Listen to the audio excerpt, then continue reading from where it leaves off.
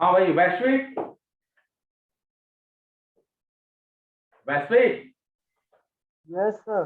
क्या है centre of मास, कुछ बताओ इसके बारे में। सर पॉइंट है किसी बॉडी में जहाँ पूरा मास एट एक पॉइंट पे एक्ट। देखो बिल्कुल सही बताया तुमने, काफी हद तक। सेंटर ऑफ मास याद रखना, सेंटर ऑफ मास ना एक इमेजिनरी पॉइंट होता है, ठीक है ना, जो किसी भी बॉडी के अंदर भी हो सकता है और बॉडी के बाहर भी हो सकता है। ठीक है शुभांगी।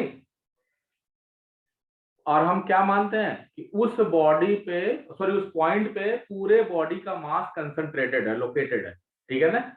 तो अब सेंटर ऑफ मास ना एक तरह से ऐसे समझ लो कि सेंटर ऑफ मास एक ऐसा पॉइंट होता है ना जिसके अराउंड पूरी बॉडी का मास जो है डिस्ट्रीब्यूटेड होता है। क्योंकि कभी ऐसा नहीं होगा कि सारा मास इधर के साइड पर रखा हुआ और सेंटर ऑफ मास यहाँ पे है। शुभांगी समझ में आ रही बात मैं क्या बोल रहा हूँ? Yes sir. हाँ, सेंटर ऑफ मास कह सकते हो, ऐसे समझ लो कि सारे मास जो फैले हुए हैं ना उनके बीच में कहीं पे होगा। तो एग्जैक्टली बीच में नहीं होता है लेकिन रहेगा उन्हीं के आसपास। ऐसा कभी नहीं होगा कि सारे मास इस जगह पे फैले हुए और तुम्हारा सेंटर ऑफ मास 2 किलोमीटर दूर है, ऐसा पॉसिबल नहीं है। ठीक है। तो सेंटर ऑफ मास ना एक ऐसा इमेजिनरी पॉइंट होता है जो किसी भी बॉडी के अंदर के साइड भी हो सकता है, बॉडी से बाहर भी हो सकता है, और हम ये मानते हैं कि उसी पॉइंट पे पूरे सिस्टम का, पूरे बॉडी का मास कंसंट्रेटेड है, लोकेटेड है। Anshika, got it? समझ में आया? हाँ सर। ठीक है, तो लिख लो इसमें, देखो it is an imaginary point inside और आउटसाइड ऑफ द बॉडी। देखो भाई, it is an imaginary point inside और outside of the body, inside और outside of the body at which whole mass of the body at which whole mass of the body is assumed to be concentrated। वैश्विक समझ में आया? Yes sir. at which whole mass of the body is assumed to be concentrated। हम ये मानते हैं कि उसी पॉइंट पे पूरे बॉडी का मास लोकेटेड है, कंसंट्रेटेड है। ठीक है। तो हमें ना देखो इसके न्यूमेरिकल सॉल्व करने होते हैं, बहुत ज्यादा कहानी के बीच में नहीं पढ़ना है हमें। तो थोड़ा सा बस जान लो कि जो सेंटर ऑफ मास होता है ना एक ऐसा पॉइंट होगा जिसके चारों तरफ ही पूरे सिस्टम का मास कह सकते हो फैला होगा या स्प्रेड होगा, या ऐसे मान लो कि point will be inside the whole mass system. जो भी है ना, जैसे पॉइंट मास, बहुत सारे मास फैले हुए हैं, उनके बीच में ही कहीं ना कहीं आएगा। ऐसा कभी नहीं होगा कि जिस एरिया में मास है सेंटर ऑफ मास उसके बाहर चला जाए। ठीक है। तो ये हो सकता है कि एक मास यहाँ, एक मास यहाँ, सेंटर ऑफ मास बीच में यहाँ पे हवा में आ जाए, मतलब किसी बॉडी पे ना हो, लेकिन रहेगा बिल्कुल बॉडी के बियॉन्ड नहीं जा सकता। तो बस यही होता है कि सेंटर ऑफ मास एक ऐसा पॉइंट है जिसमें हम मानते हैं कि पूरे सिस्टम का मास जो उसी पॉइंट पे लोकेटेड है, कंसंट्रेटेड है। ठीक है। अब हम बात करते हैं पॉइंट मास के लिए सेंटर ऑफ मास का क्या मतलब है। लाइन रॉड वगैरह के लिए तो बाद में निकालेंगे। सबसे पहले हम बात करते हैं पॉइंट मास के लिए सेंटर ऑफ मास का क्या मीनिंग है, क्या रोल है इसका। तो लेट अस अज्यूम, जैसे मान लो यहाँ पे एक मास है m1, पॉइंट मास है, एक मास है यहाँ पे m2, ये भी पॉइंट मास है, एक मास है मान लेते हैं यहाँ पे m3। अच्छा, एक इंपॉर्टेंट बात याद ना, जो पॉइंट मास होता है ना उसका सेंटर ऑफ मास उसी पॉइंट पे होता है, मतलब जहां पे मास रखा है उसी पॉइंट पे उसका सेंटर ऑफ मास होगा। जैसे m1 का सेंटर ऑफ मास इसी पॉइंट पे होगा, m2 का इसी पे होगा, m3 का जहां पे रखा वहीं पे होगा, क्योंकि पॉइंट मास में ना सेंटर ऑफ मास उसी पॉइंट पे होता है जहां पे मास रखा हुआ है। वैसे समझ आई बात? तो इस m1 वाले का सेंटर ऑफ मास अपनी जगह पे होगा, m2 भी यहीं पे होगा, m3 का भी सेंटर ऑफ मास यहीं पे होगा। अब मैं पूछ रहा हूँ कि पूरे सिस्टम का सेंटर ऑफ मास कहाँ पे होगा, कंबाइंड सेंटर ऑफ मास कहाँ पे होगा। तो अब हमें ना एक्चुअली न्यूमेरिकल अप्रोच सीखो इसको। तो हमें करना क्या है कि हमें इस कंबाइंड सेंटर ऑफ मास को लोकेट करना है कि कहाँ पे है अवेलेबल। ठीक है। तो जैसे कोई भी डिस्टेंस अगर हमें मेजर करना हो, जैसे फॉर एग्जाम्पल मान लो मैं बोलूँ कि लखनऊ कितना दूर है, तो तुम्हारे मन में एक आएगा ना कि सर लखनऊ कहाँ से आप पूछ रहे हो, किस जगह से पूछ रहे हो, किस ओरिजिन से पूछ रहे हो, मतलब किस पॉइंट से मेजर करके बताएं कि कहाँ पे। जैसे वैश्विक से पूछा जाएगा तो वैश्विक पे ही कहेगा सर मैं तो लखनऊ में बैठा हूँ। मेरे से पूछा जाएगा तो मैं कहूंगा 600-700 किलोमीटर दूर है मेरे यहाँ से। तो अंशिका से पूछा जाएगा तो वो कहेगी सर मेरे यहाँ से भी कुछ ऐसे ही होगा 1000-1200। तो भांगी से हो सकता है कहे सर मेरे यहाँ से 1500 किलोमीटर है। तो देख रहे हो लखनऊ सेम है, लेकिन शुभांगी के लिए वो डिस्टेंस 1500 किलोमीटर है, अंशिका के लिए 1000 है, मेरे लिए 700 किलोमीटर है, और वैश्विक के लिए 0 है। ठीक है। तो इसका मतलब सेंटर ऑफ मास का लोकेशन फिक्स होता है, लेकिन उसका जो कह सकते हो मेजरमेंट, उसकी डिस्टेंस किस पॉइंट के हिसाब से लोकेट कर रहे हैं वो डिपेंड करता है कि हमने कहाँ से मेजर करना शुरू किया। जैसे फॉर एग्जांपल मैंने एग्जांपल जो दिया उसमें लखनऊ जो है किस बंदे से पूछ रहा हूँ मैं, शुभांगी से पूछूंगा तो बोलेगी 1500, अंशिका से पूछूंगा तो बोलेगी 1000, और वैसे उससे पूछूंगा तो वो कहेगा अरे सर मेरा तो घर ही है लखनऊ में। कुछ समझ में आई बात? तो सेंटर ऑफ मास भी जब हम लोकेट करते हैं ना, तो सबसे पहले हम अपने मन से एक ओरिजिन सेलेक्ट करते हैं। ये अपने मन से करते हैं या फिर न्यूमेरिकल क्वेश्चन में पहले से ही दिया होता है कि तुम्हें कहां से मेजर करना है। ठीक है, तो जब भी हम अपने मन से ओरिजिन सेलेक्ट करेंगे ना, तो कुछ ऐसा कोऑर्डिनेट सिस्टम जनरेट करते हैं जहां से हमें थोड़ा आसानी हो। आसानी इन द सेंस देखो कैसे, हमने एक कोऑर्डिनेट सिस्टम बना लिया x, y का, मतलब इस तरह से x axis and y axis का एक कोऑर्डिनेट सिस्टम हमने फॉर्म कर लिया। अगला स्टेप हमारा क्या होता है कि हम इस कोऑर्डिनेट सिस्टम के रेस्पेक्ट में m1 का, m2 का और m3 का, m1 m2 और m3 इन तीनों के ना कोऑर्डिनेट्स लिखते हैं। कोऑर्डिनेट्स मतलब x एक्सिस और y एक्सिस, x कोऑर्डिनेट और y कोऑर्डिनेट कितने हैं। तो सबसे पहले हम m1 का जब लिखेंगे तो इसका कोऑर्डिनेट मान लेते हैं कि x1, y1 है। सिमिलरली m2 का लिखेंगे तो मान लो x2, y2 है। और m3 का अगर लिखते हैं तो मान लेते हैं कि x3, y3 है। ठीक है भाई, तो अगर मैं बोलूं कि इसका कंबाइंड सेंटर ऑफ मास कहां पे होगा, तो मान लेते हैं कि m1, m2, m3 का सेंटर ऑफ मास इस पॉइंट पे लाई कर रहा है। ये है सेंटर ऑफ मास का पोजीशन। चलो मान लेते हैं इसका कोऑर्डिनेट है x centre of mass and y centre of मास। हाँ भाई वैश्विक, अंशिका, समझ में आई ये बात यहां तक? हाँ सर। अब सुनो, इसके बाद क्या है, एक डायरेक्ट फॉर्मूला है, वैसे तो इसका डेरिवेशन भी होता है बट डेरिवेशन हम नहीं करने जा रहे हैं। तो हमें ना सेंटर ऑफ मास का कंसंट्रेशन लोकेशन निकालना है, तो हमें एक सेंटर ऑफ मास की वैल्यू क्या होती है, तो वो होती है m1 into x1 plus m2 into x2 plus m3 into x3 and whole divided by क्या होता है भाई, m1 plus m2 plus m3। कहोगे सर एक और मास होता तो, एक और होता तो उसको भी ऐड कर लेते। सिमिलरली बताओ भाई y सेंटर ऑफ मास क्या होगा, तो इसको सर लिखेंगे m1 y1 plus m2 y2 plus m3 y3 by m1 plus very m2 good plus divided m3। By m1 plus m2 plus. हाँ भाई वैश्विक, समझ में आई ये बात? Yes sir. हाँ, अगर ये मान लो z एक्सिस भी होता ना तो उसमें z सेंटर ऑफ मास भी निकालते हैं, 3D होता तो। ठीक है, फिलहाल अभी हमने 2D लेके सॉल्व कर लिया इसको। एक बात बताओ, जरा सोच के देखो, ध्यान देना, ये m1 मास दिखाई दे रहा है? जरा बताओ, ये मैंने एक वेक्टर बना दिया m1 को जोड़ने वाला, इसको क्या बोलते हैं? कोई बताएगा क्या कहते हैं? इस वेक्टर का नाम क्या है? ये m1 को जोड़ रहा है ना, तो जानते हैं इसको क्या बोलते हैं? ओरिजिन से जोड़ रहा है ना, तो इसको हम बोलते हैं position vector of mass m1। क्या बोलोगे इसे? Position vector of mass m1। Very good. और इसको हम लिखते हैं r1 वेक्टर से। सिमिलरली m2 वाले को जोड़ो, इसको हम क्या बोलेंगे? r2 vector. क्या नाम है इसका? इसको बोलते हैं Position vector of m2। हाँ, पोजीशन वेक्टर का मतलब समझ में आता है कि किसी भी पॉइंट को, किसी भी मास को हमने ओरिजिन के रेस्पेक्ट में लोकेट किया। ठीक है, सिमिलरली बताओ इस m3 के लिए बताओ क्या होगा? ये हो गया r3। क्या होगा ये होगा position vector of m3, right? तो बताओ सेंटर ऑफ मास का भी तो एक पोजीशन वेक्टर बन जाएगा। क्या होगा भाई वैश्विक, सेंटर ऑफ मास का पोजीशन वेक्टर बताओ? वो हम कैसे निकालेंगे? ध्यान देना, मैं यहाँ पर निकाल रहा हूँ डायरेक्ट। अच्छा एक बात बताओ, तुम लोगों को वेक्टर तो लिखना आता है ना? मैंने बताया भी था तुम लोगों को कि ये जो कोऑर्डिनेट्स होता है ना, ये आई कैप और जे कैप का कोएफिशिएंट बन जाता है। तो वांगी याद है ये बात? Yes sir. तो जरा बताओ इसमें r1 वेक्टर क्या लिखोगे? जल्दी बोलो, r1 वेक्टर क्या लिखोगे?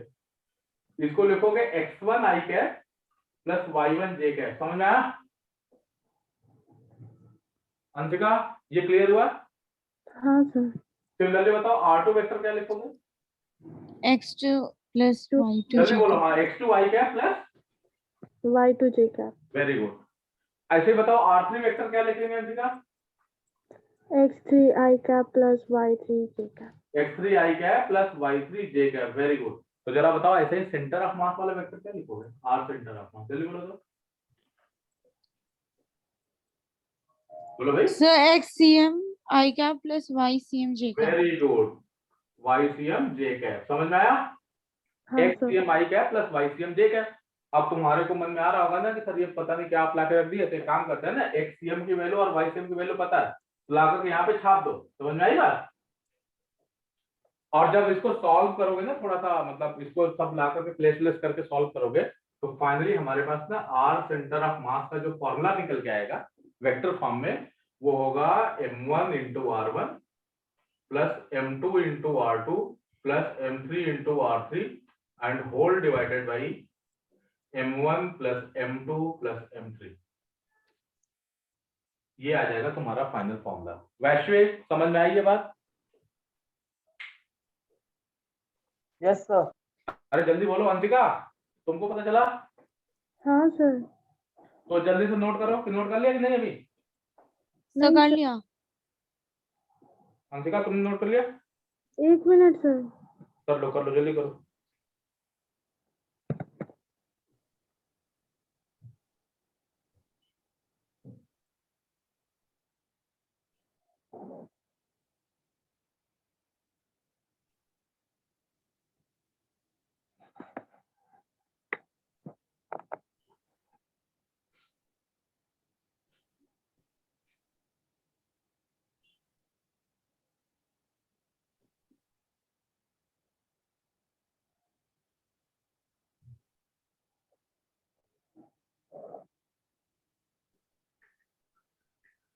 हो गया सर।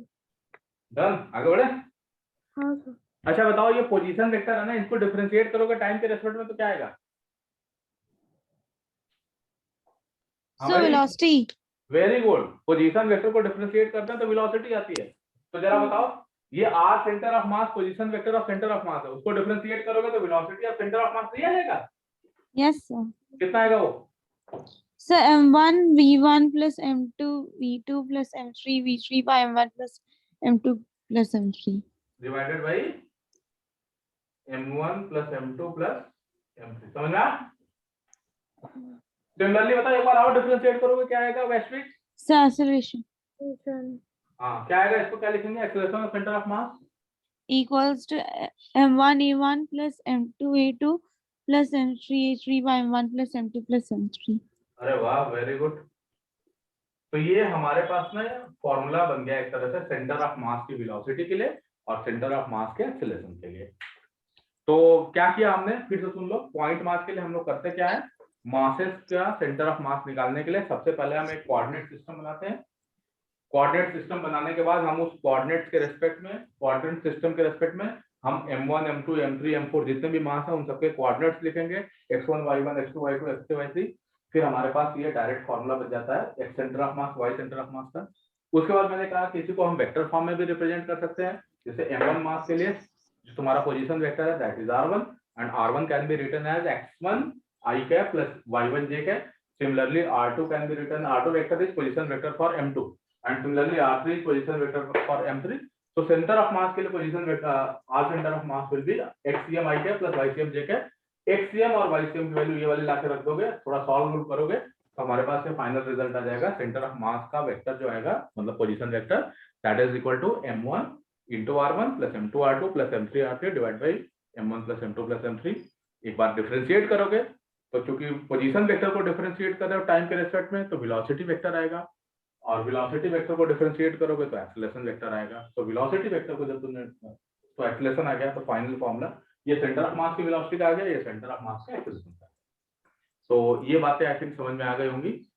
शिवांगी, अंशिका, वैश्विक जल्दी से देखो कहीं कुछ डाउट है, कुछ पूछना है तो पूछ लो जल्दी से, क्विक, नहीं तो फिर हम आगे बढ़ते हैं और इसके न्यूमेरिकल ट्राई करते हैं। सर समझ आ गया। वैश्विक कुछ पूछना है इसमें? नहीं सर। चलो फिर क्वेश्चन लिखो सब लोग जल्दी से।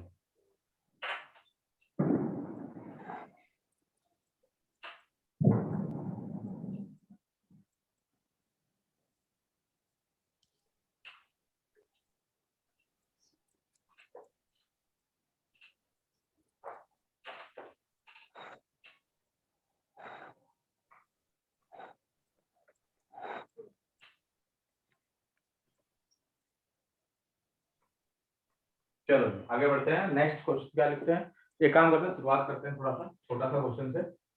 यहाँ पे एक मास है, एक मास है, ये 2 kg है और ये 3 kg है और इनके बीच में सेपरेशन है 2 मीटर का। सेंटर ऑफ मास का पोजीशन बताओ भाई जल्दी से। याद रखना ये 2 kg या 3 kg है, सेंटर ऑफ मास का पोजीशन बताना। थोड़ा सोचो क्या आएगा सेंटर ऑफ मास का पोजीशन। सो ये डिस्टेंस क्या लिखे हैं? 2 मीटर, 2 मीटर। ओ। जल्दी से बताओ तो।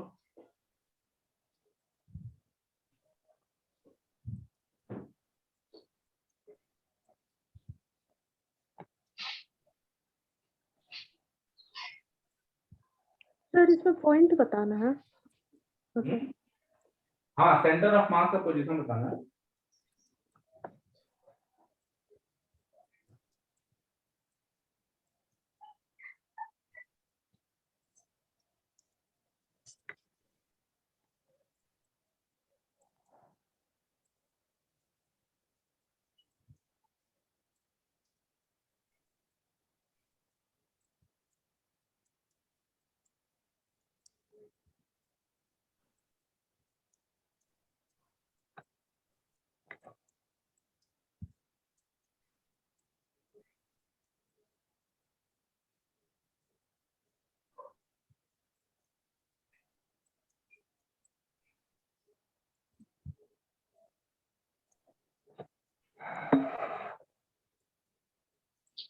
सो हम्म, सो ये जो 2 kg वाला मास है, अगर इसका ओरिजिन ले लें तो फिर वहां से 1.2 मीटर्स पे होगा।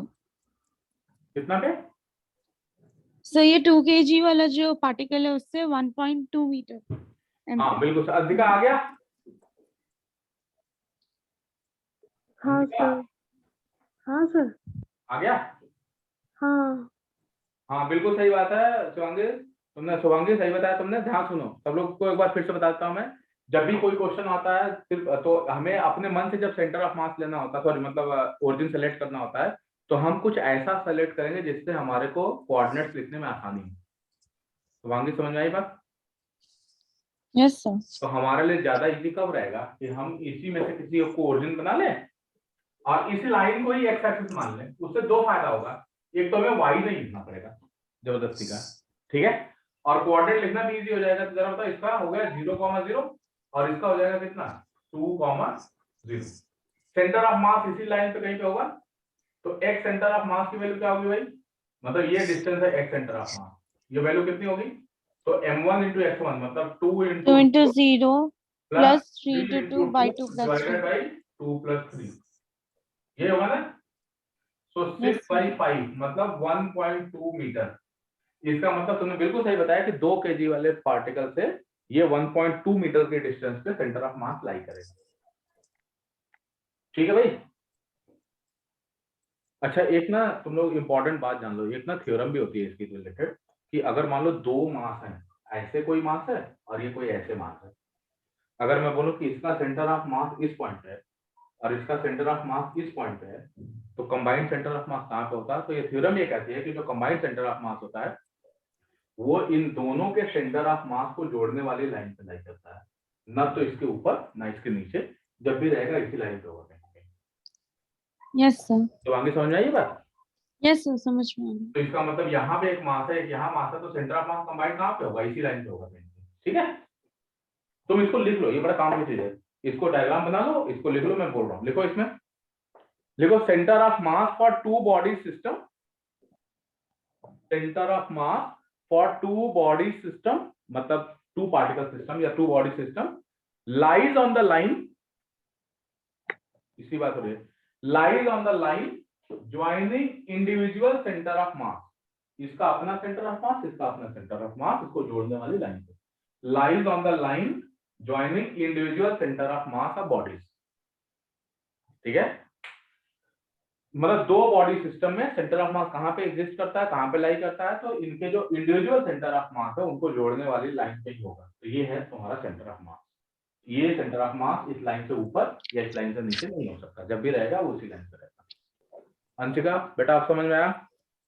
हाँ सर। आगे बढ़े, हम्म। चलो नेक्स्ट क्वेश्चन लिखो तो सब लोग जल्दी से।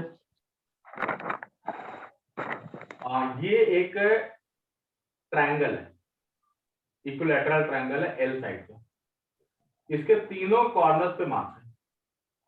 ये मास है m, ये मास है 2m और ये मास है 2m। चलो थोड़ा ज्यादा रख लेते हैं।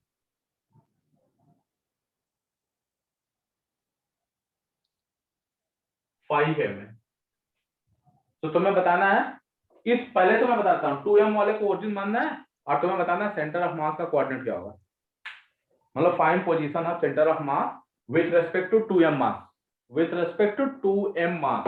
वैश्विक क्वेश्चन समझ आया? Yes sir. इसके पहले वाला समझ में आ गया सारा चीज?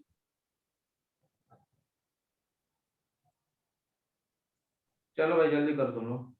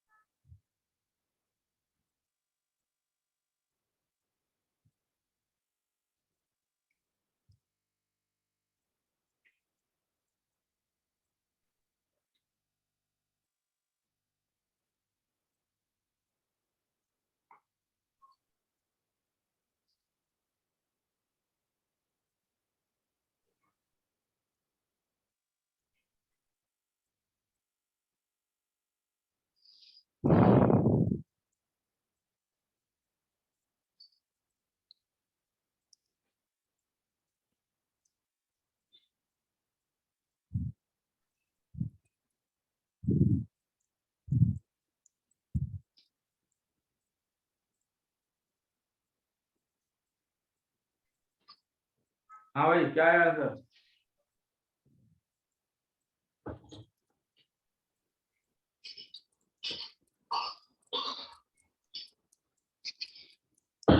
सो x है l/2 और y है l√3/10। फिर से बोलो, y कोऑर्डिनेट कितना है? सो y कोऑर्डिनेट l√3/10 और x coordinate l/2। l/2। Yes sir. पता नहीं क्यों मेरे को सही नहीं लग रहा। बाकी बच्चे अंशिका तुम बताओ। सर x निकाले थे, x l/5 आ रहा है। चलो देखते हैं। हाँ भाई वैश्विक तुम्हारा क्या है आंसर?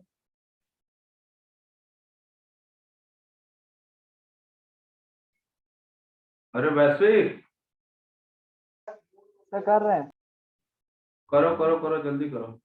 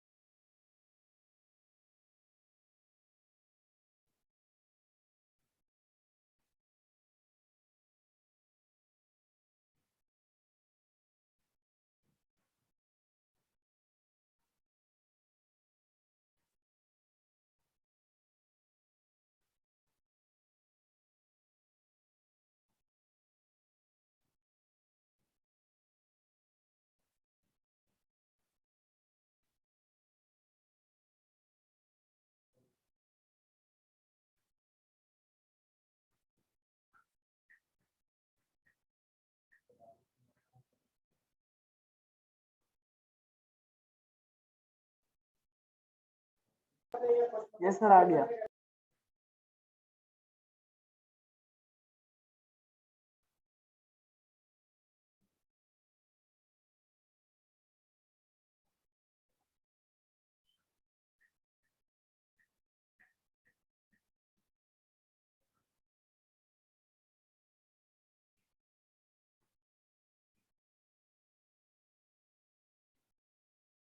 हो गया, आ गया? Yes sir. क्या आया आंसर?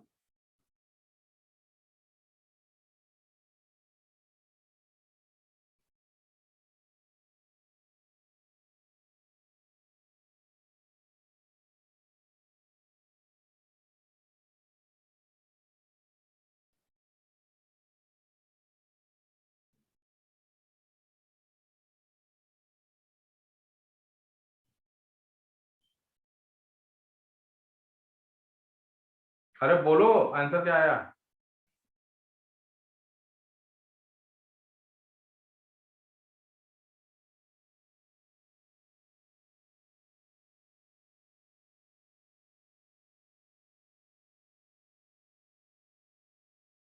अंशिका बाहर चली गई। चलो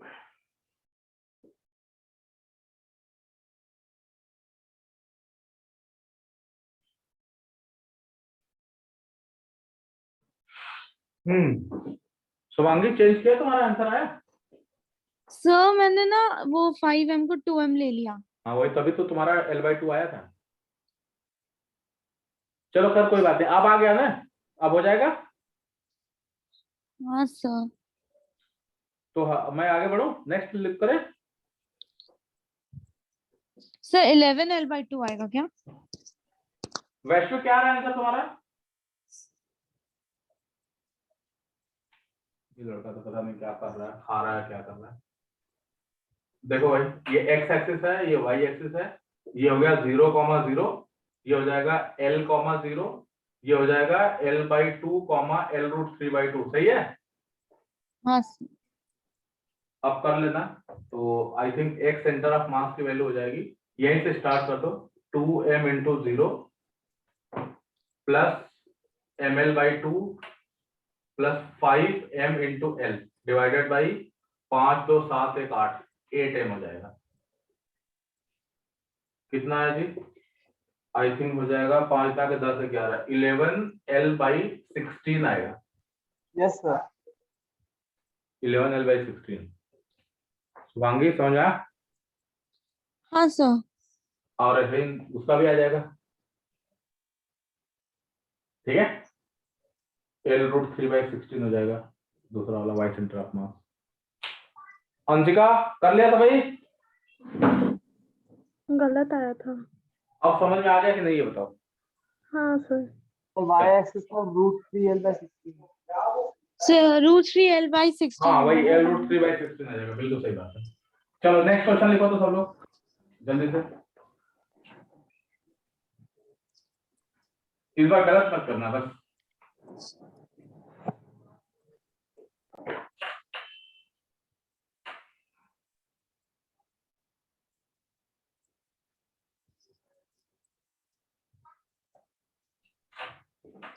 देखो जी, ये एक पुली है, ऐसे टंगा हुआ है, यहाँ पे रस्सी है, दो मतलब एक ही रस्सी है, इधर के साइड एक मास है, इधर के साइड एक मास है, मान लो तो ये 3 kg है, ये 2 kg है, ठीक है भाई? साफ साफ छोड़ोगे तो क्या होगा, 3 kg वाला नीचे आएगा, 2 kg वाला ऊपर जाएगा। तुम्हें बताना है find acceleration of centre of मास। तो आगे क्वेश्चन समझ आए?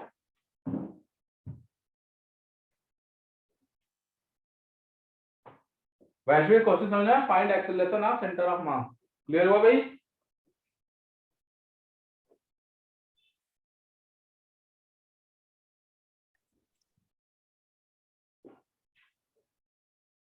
चलो जल्दी करो, तो जल्दी करके बताओ क्या आ रहा है आंसर।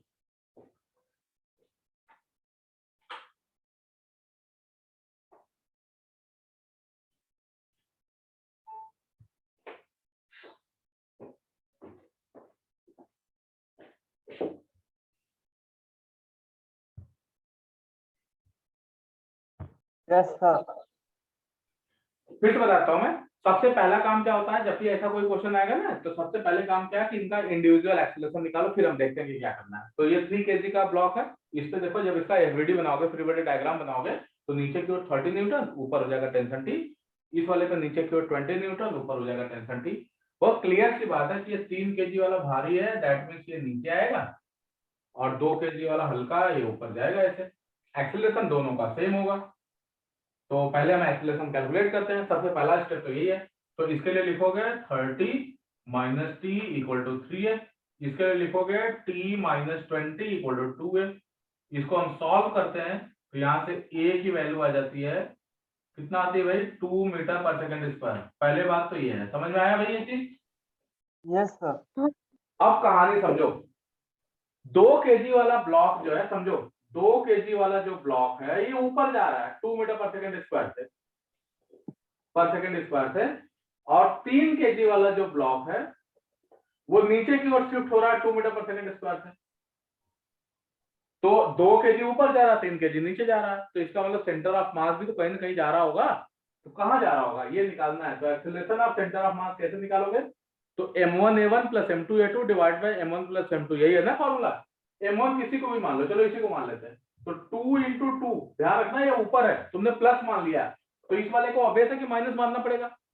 क्या लिखोगे? Plus 3 into -2। ये समझ में आया भाई? ये -2 क्यों लिखा शिवांगी? हाँ सर, यही मेरा गलती हुआ। डिवाइडेड बाई 2 प्लस 3 करोगे तो ये फाइनली हो जाएगा तुम्हारा -2/5 मीटर पर सेकंड। मतलब हो जाएगा -0 पॉइंट कितना हो गया भाई? 4 metre per second square. Minus sign आ रहा है, इसका मतलब जो सेंटर ऑफ मास है वो नीचे की ओर शिफ्ट हो रहा, नीचे जा रहा है 0.4 मीटर पर सेकंड स्क्वायर के एक्सेलरेशन से। वैसे क्लियर हुआ है चीज? Yes sir. तो हाँ अंशिका, तुमको समझ में आ गया ये चीज? हाँ सर, वो साइन नहीं लिखे थे इसलिए करा था। तो चलो एक काम करते हैं, अब अगला वाला कर लेते हैं, एक क्वेश्चन और करते हैं। ध्यान देखो भाई, ये है जमीन। जमीन मतलब धरती माता जिसको बोलते हैं, ग्राउंड। यहां से ना एक पार्टिकल को हम ऊपर की ओर फेंक रहे हैं ऐसे। इस पार्टिकल का मास है 2 kg और बिल्कुल इसी लाइन पे एक दूसरा पार्टिकल है, यह है 1 kg का, इसको हम छोड़ रहे हैं, मतलब ड्रॉप कर रहे हैं सेम टाइम पे। तो ये आएगा ऑब्वियस नीचे आएगा। ये टोटल हाइट जो है यहां से यहां तक की वो है तुम्हारी 40 मीटर और इसको नीचे से ऊपर की ओर फेंक रहे हैं 30 मीटर। चलो 40 मीटर पर सेकंड से फेंक दो, अच्छा रहेगा।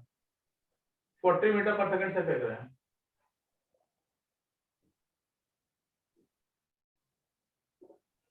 थोड़ा 40 ज्यादा दिख रहा है, 30 से फेंको। हाँ भाई क्वेश्चन समझो। 30 मीटर पर सेकंड से 2 kg का पार्टिकल ऊपर फेंका जा रहा है, सेम इंस्टेंट पे 1 kg का पार्टिकल ड्रॉप किया जा रहा है 40 मीटर की हाइट से। तुम्हें करना क्या है? तुम्हें बताना है कि स्टार्टिंग में इसका सेंटर ऑफ मास कहाँ पे होगा। जमीन से लेना है, याद रखना, ग्राउंड से बताना है कितनी हाइट पे होगा। दूसरी बात बतानी है कि इसके सेंटर ऑफ मास की इनिशियल वेलोसिटी कितनी होगी।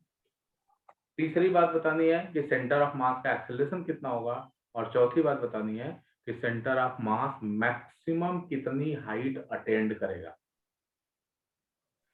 तो एक काम करो, सारा क्वेश्चन लिख लो, मैं बोल दे रहा हूं, लिखो इसमें।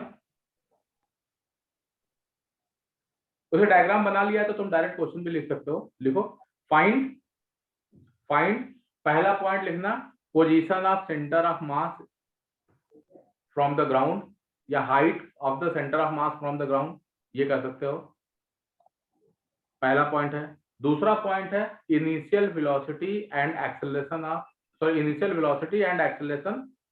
Centre of mass. Initial velocity and acceleration of centre of मास, दोनों चीजें एक ही साथ डाल दिया मैंने। और तीसरा पॉइंट है, थर्ड क्वेश्चन है, मतलब थर्ड पार्ट है इसका, find maximum height attained by centre of mass. Maximum height attained by centre of मास। हाँ भाई वैश्विक, क्वेश्चन समझ में आ गए? Yes sir. अंशिका तुमको समझ में आया क्वेश्चन? हाँ सर। चलो जल्दी से कोशिश करो, तो नहीं आएगा तो मैं बताऊंगा, जल्दी करो क्विक। अच्छा, इनिशियल वेलोसिटी कितनी आई है? 15। हाँ। दूर दूर तक 15 से कोई रिश्ता दिख नहीं रहा, पता नहीं कैसे निकाल लिया तुम। चलो कोई बात नहीं, मैं बताता हूँ, ध्यान सुनो। सर वेलोसिटी एक्सीलरेशन और पोजीशन तो आ गई। तीसरा पार्ट नहीं रहा ना, वो मैं कराता हूँ, कोई बात नहीं, सब लोग देख लो ध्यान से।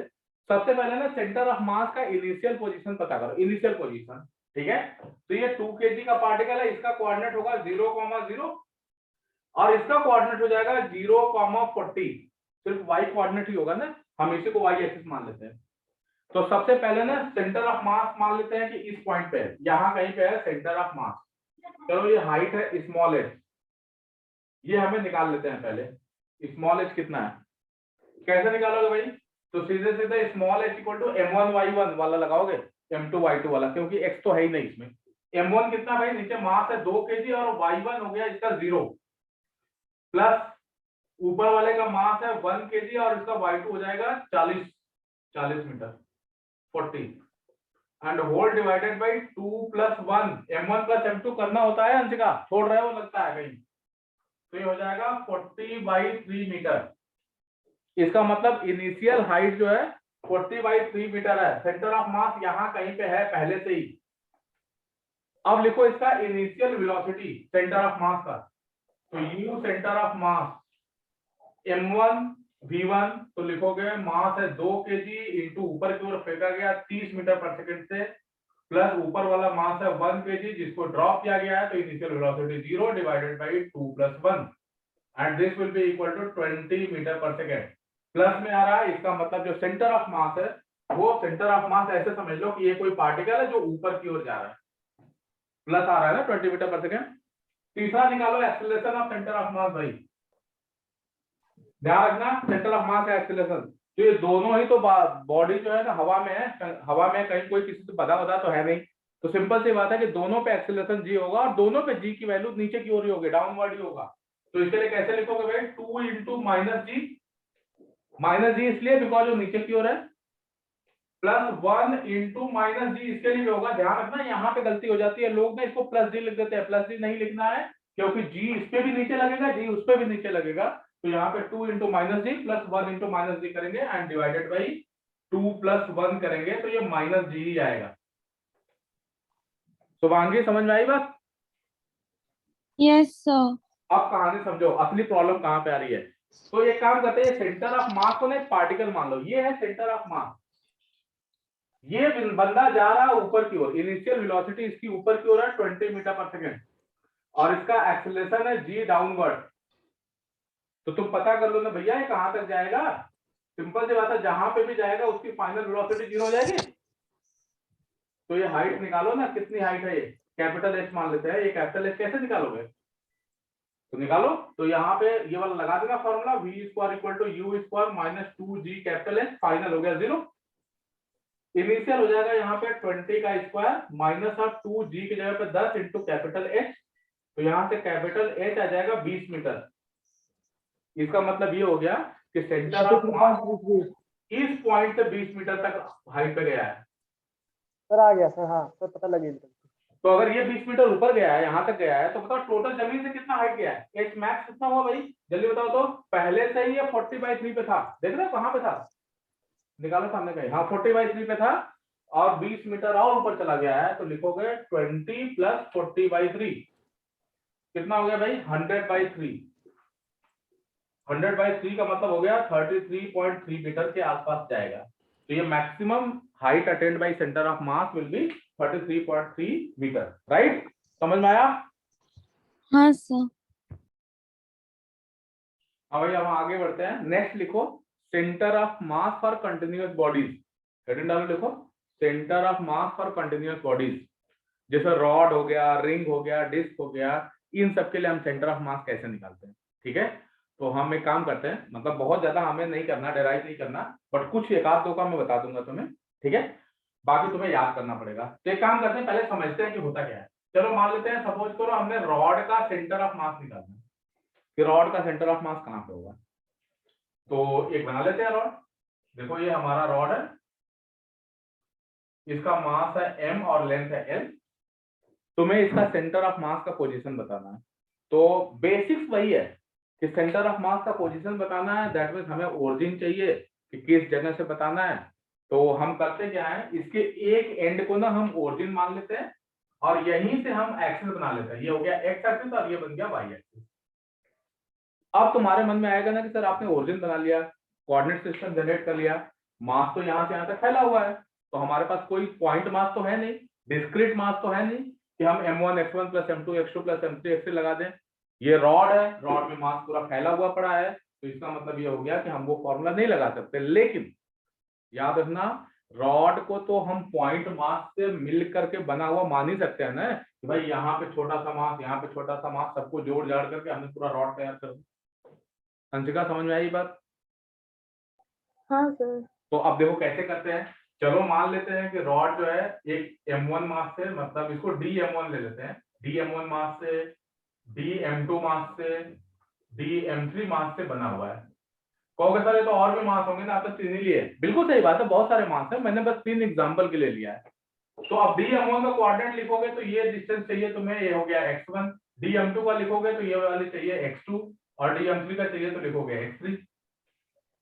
अब जरा बताओ भाई इसका सेंटर ऑफ मास कैसे लिखोगे, तो x सेंटर ऑफ मास का फॉर्मूला क्या लिखोगे, तो कहोगे सर ये dm1 है और ये इंटू x1, फॉर्मूला सेम है, प्लस dm2 है into x2 plus dm3 into x3।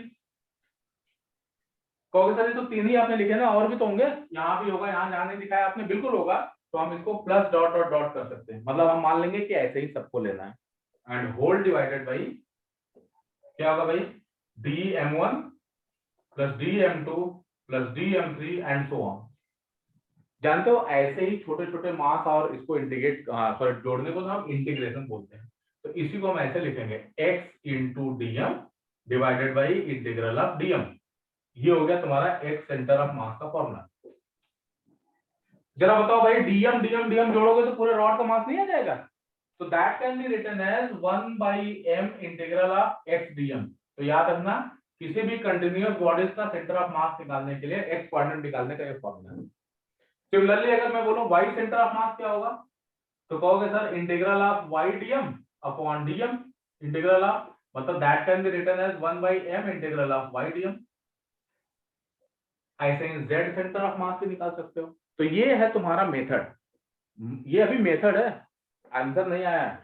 तो बात आती है कि अब आंसर कैसे आएगा, तो हम इसी मेथड को यूज करेंगे रॉड का निकालने के लिए। ध्यान देखना मैं कैसे निकाल रहा हूं, मैं निकाल के दिखाता हूं। ये हमारी रॉड, ये हमारा x एक्सिस, ये हमारा y एक्सिस, यहां से हमने x डिस्टेंस पे एक छोटा सा लेंथ काट लिया रॉड का dx लेंथ का। जरा बताओ भाई dx लेंथ में कितना मास होगा, तो ये l लेंथ था, l लेंथ में मास m है, यूनिटरी मेथड है, l लेंथ में m मास, तो 1 में m by l, तो dx में कितना होगा भाई, ये होगा m by l into dx। तो याद रखना m by l into dx, ये जो वैल्यू है ना इसी को हम dm बोलते हैं। मतलब इस छोटे से पोर्शन में मास की वैल्यू कितनी हो गई dm, ठीक है ना। एक सेकंड,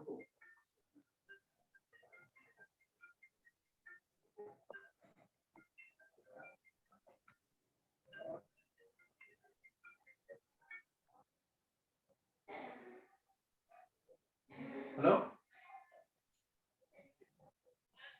हाँ अभी क्लास चल रही है, मैं थोड़ी देर बात करता हूँ।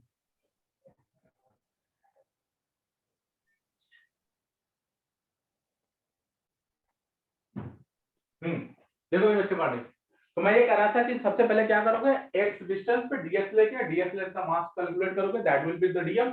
जरा बताओ यहाँ का मास dm जो यहाँ से x डिस्टेंस पे बीच फॉर्मूले में रख दो सीधे लाके, तो क्या हो जाएगा भाई, x centre of mass is equal to 1/m integral of x into dm। तो x इंटू dm की जगह पे m by l into dx। मन में आ रहा होगा कि इसमें क्या चीज बदल रहा है, क्योंकि लिमिट भी तो लगानी है, तो ऑब्वियस है कि इसमें x बदल रहा है। x क्या चीज है, यहाँ से डिस्टेंस है, तो जरा बताओ पहला मास यहाँ पे मिलेगा और आखिरी वाला मास यहाँ पे मिलेगा, तो लिमिट 0 से लेके l तक हम लगा देंगे इसे। अब देखो m by l कॉमन हो जाएगा, 1/m into m by l बाहर हो गया और अंदर बच जाएगा x dx। x dx का इंटीग्रेशन होता है x²/2, 0 से l। जब हम इसको सॉल्व करेंगे तो ये l/2 आ जाएगा। इसका मतलब क्या हुआ कि जो रॉड का सेंटर ऑफ मास होता है वो एंड से l/2, एंड से l/2 मतलब कहां पे पड़ा भाई, ये बताओ जल्दी, कौन सा पॉइंट मिला है, ये मिड पॉइंट हो गया ना, मिड पॉइंट ऑफ रॉड। लेकिन याद रखना कि ये फॉर्मूला तभी वैलिड होगा मिड पॉइंट ऑफ रॉड जब ये रॉड ना होमोजेनियस होगी। होमोजेनियस मतलब जहां पे क्रॉस सेक्शन वगैरह में कोई चेंज नहीं आ रहा है, ये नहीं So uniform rod ना, हाँ यूनिफॉर्म रॉड, बिल्कुल सही बात, होमोजेनियस रॉड या फिर यूनिफॉर्म रॉड होगी, तो उसका सेंटर ऑफ मास कहाँ पे आएगा, मिड पॉइंट पे आएगा। कहोगे अगर नहीं रहा यूनिफॉर्म तो फिर ये हमारे पास फॉर्मूला, इसी को अप्लाई करेंगे, इसी से हम यूज करेंगे, ठीक है। तो मैं ये कह रहा था कि जैसे तुमने रॉड का निकाला है ना, ऐसे ही हम रिंग का, डिस्क का, स्फीयर का, सॉलिड स्फीयर, हॉलो स्फीयर सबका निकाल सकते हैं, ठीक है ना। बट हम इतना सारा नहीं निकालेंगे, हमने कुछ चीजें याद रखेंगे भाई, क्योंकि कब तक निकालते रहेंगे, हमारे पास डेरिवेशन करने के लिए तो टाइम नहीं है ना इतना। ठीक है, फिर भी तुम लोग चाहोगे ना तो ये सब अप्लाई करके ना निकालने की कोशिश करना, थोड़ा घर पे ट्राई मारना। ठीक है, जो नहीं आएगा मैं बता दूंगा, जैसे मैंने रॉड का ऐसे निकाला है ना, वैसे ही तुम रिंग का, डिस्क का, सबका निकालोगे। मैं कुछ चीजों का रिजल्ट लिख देता हूँ, तुम्हारे टिप पे होना चाहिए, मतलब एकदम दिमाग में होना चाहिए बैठा हुआ। तो क्या है देख लो।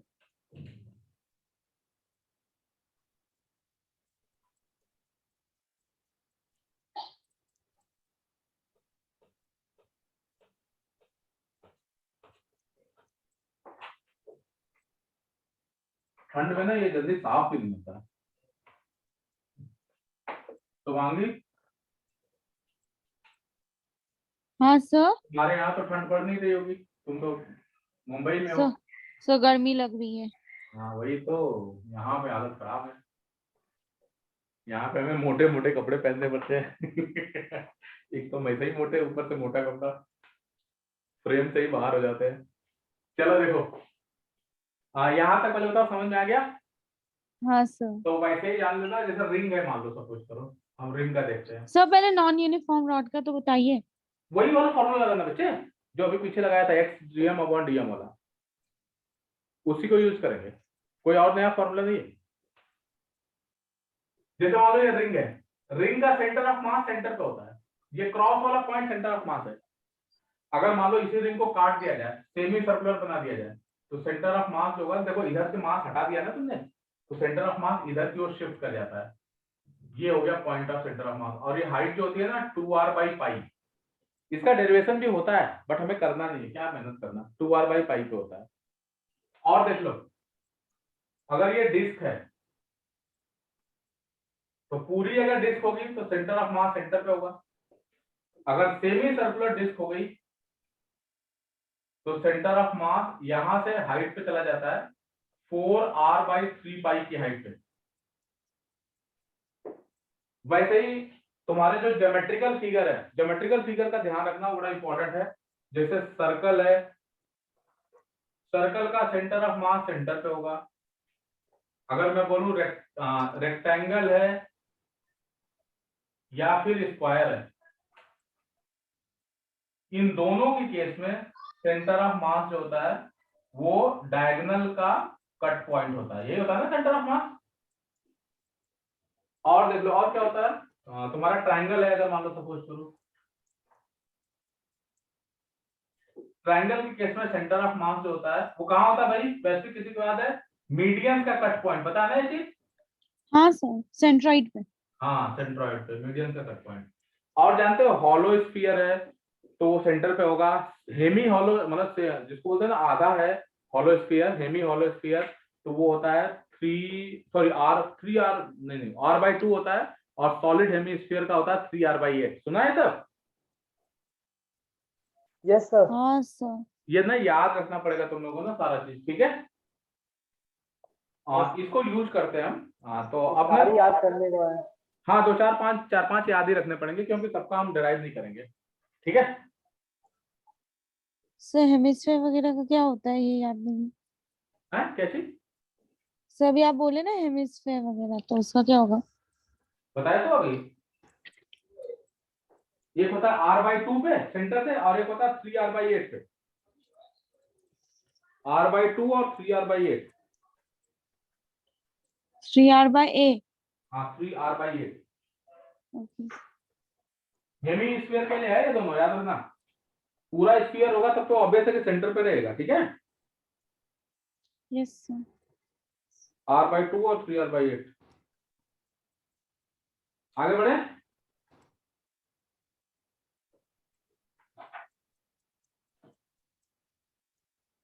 चलो अब लिखो, हेडिंग डालो, लिखो centre of mass for 2 dimensional body. ये बड़ा इंपॉर्टेंट है, एंट्रेंस के लिए यही वाला इंपॉर्टेंट है जो हम पढ़ने जा रहे हैं।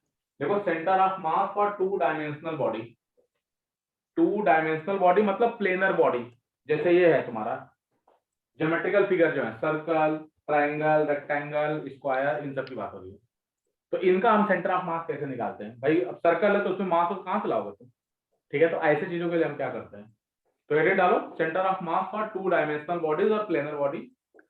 तो ऐसे में याद रखना कि ऐसे चीजों के लिए हम करते क्या है, इस टाइप की बॉडी आएगी ना तो हम मास को ना रिप्लेस कर देते हैं सरफेस एरिया से। वैसे समझ में आई बात क्या बोल रहा हूं मैं? ध्यान रखना, ये थोड़ा सा नई सी चीज होगी, मे भी शायद तुम्हें बताया भी होगा किसी ने, हो सकता है किसी ने नाम ही बताया हो। तो वांगी जानते थे इस चीज को? तो लिखो, इसमें लिखो for two dimensional body, for two dimensional body mass is replaced by surface area of the body, mass is replaced by surface area of the body, मास को हम सरफेस एरिया से रिप्लेस कर देते हैं, mass is replaced by surface area of the body. For example ध्यान से देखना, मैं यहाँ पे बता देता हूँ, जैसे मान लो ये कोई बॉडी है, ये दूसरी बॉडी है, ये मान लो तीसरी बॉडी है, ये हमारा कोऑर्डिनेट सिस्टम बन गया। इसका अपना मास होगा, अपना मास होगा, अपना मास होगा, इन तीनों का मास हमें लेना ही नहीं है, 2D बॉडी है, तो हम क्या करते हैं, इसका एरिया यूज कर लेते हैं, इसका एरिया A1, इसका A2, इसका A3। कहोगे सर फिर X1 वो सब तो चाहिए ना, बिल्कुल सही बात है, वो तो देखो चाहिए ही चाहिए, हम मास को रिप्लेस कर रहे हैं, बाकी सबको थोड़े रिप्लेस करेंगे। तो इसका सेंटर ऑफ मास मान लो X1, Y1 है, इसका मान लो X2, Y2 है, इसका मान लो X3, Y3 है।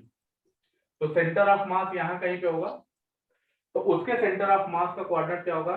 तो मैंने क्या कहा था, जहां मास यूज करते तो वहां एरिया यूज कर लोगे, तो इसको ऐसे लिखेंगे A1 into X1 plus A2 into X2 plus A3 into X3 and whole divided by A1 plus A2 plus A3। Similarly y centre of mass क्या होगा भाई? ये हो जाएगा A1 into Y1 plus A2 into Y2 plus A3 into Y3 and whole divided by A1 plus A2 plus A3। मैं बस ये कह रहा था कि मास को रिप्लेस कर देते हैं एरिया से, लेकिन ध्यान रखना है तुम्हें कि ये सिर्फ 2 डायमेंशनल बॉडीज के लिए वैलिड है, ये नहीं कि जहां बन गया वहीं पे फेंक के मार दिया। ठीक है, समझ में आई बात? अंशिका, सर जो हम लोग अभी तक यूज कर रहे थे वो 3D वगैरह के लिए था क्या? वो किसी भी बॉडी के लिए था, वो पॉइंट मास के लिए था। मास तुम यहाँ भी यूज कर सकते हो, बट जानते हो हम 2D बॉडी के लिए मास को हटा देते हैं, हम एरिया यूज कर लेते हो, काम आ जाता हमारा। ठीक है भाई, वो जनरल फॉर्मूला था, ये हमारा जो है स्पेशल फॉर्मूला है जो काम आएगा। कैसे, एक करके दिखाता हूं मैं तुम्हें, ध्यान देना कैसे कर रहा हूं मैं। ये सब नोट कर लिया तुम लोगों ने? हटा दो ये सब। हाँ सर। अंशिका क्या हुआ, भूख लग गई क्या तुम्हें? नहीं सर। बोल नहीं रहे हो, खाना खा लिया? हाँ। कहाँ से भूख लगेगी, तो सोने की तैयारी हो रही होगी। तुम हो कहाँ पे अभी, रांची में कि पटना में? रांची में। चलो भाई देखो सारे बच्चा पार्टी, ध्यान देखना। मान लो सपोज करो मैं बोलूं कि यहाँ पे एक बड़ा सा डिस्क है या बड़ा सा सर्कल है और इसके पड़ोस में एक छोटा सा सर्कल लिखा है, ऐसे। अगर मैं बोलूं कि इसकी रेडियस है r और इसकी रेडियस है 2r, तुमसे बोलूं कि बताओ इसका सेंटर ऑफ मास कहाँ पे होगा, कंबाइंड सेंटर ऑफ मास। वैसे क्वेश्चन समझ में आया कि इन दोनों का कंबाइंड सेंटर ऑफ मास कहाँ पे होगा? पहले से दे रखा है, या तो ये डिस्क होगा या सर्कल होगा। ठीक है, कैसे करते हैं ध्यान देखना, जब भी कोई इस टाइप का क्वेश्चन आएगा तो मैंने क्या कहा था, मास को हटाओ एरिया यूज कर लो। कैसे, ध्यान समझना। तो पहले बताओ, ये बड़ी सी जो डिस्क है जो 2r रेडियस की है, इसका अपना सेंटर ऑफ मास तो इसके सेंटर पे होगा, और जो छोटी वाली डिस्क है इसका अपना सेंटर ऑफ मास इसके सेंटर पे होगा। तो कंबाइंड सेंटर ऑफ मास कहाँ पे होगा भाई? कंबाइंड सेंटर ऑफ मास इसी दोनों को जोड़ने वाली लाइन पे होगा। अभी बताया था पहले, एक दो बॉडी में सेंटर ऑफ मास जो होता है दोनों को जोड़ने वाली लाइन पे होता है। हम क्या करते हैं, इसी लाइन को एक्सिस मान लेते हैं, तो ये हो गया हमारा एक्स एक्सिस और ये हो गया हमारा वाई एक्सिस। अगला स्टेप क्या होता है, इसके बाद हम दोनों के सेंटर ऑफ मास के कोऑर्डिनेट्स लिखेंगे। बताओ इसका कोऑर्डिनेट क्या लिखोगे? 0, 0, 0 और 3r, 0। 3r, 0। अब सेंटर ऑफ मास इसी लाइन पे कहीं होगा, हमें नहीं पता कहाँ है, तो हम निकालते हैं सेंटर ऑफ मास, निकालो x centre of mass equal to, इसका एरिया कितना होगा भाई? पाई into 2r, A1 into x1 की जगह पे 0 plus A2 pi r square into 3r divided by A1 plus A2, तो पाई इंटू 2r का square plus pi into r square. Solve करते हैं भाई, देखते हैं क्या आ रहा है। तो आई थिंक ये आ जाएगा आंसर 3r/5। देखो तो ये आ रहा है, अब ये जो 3r/5 होगा ना, ऑब्वियसली वो सेंटर ऑफ मास यहाँ कहीं पे होगा, पहले वाले सर्कल में दिखाई दे रहा होगा, ये सेंटर ऑफ मास है और ये डिस्टेंस कितना होगा 3r/5। तो ये है फाइनल आंसर। तो वैश्विक, शुभांगी, अंकिता, तुम लोग देखो कुछ समझ में आया ये चीज? हाँ यस सर। सर।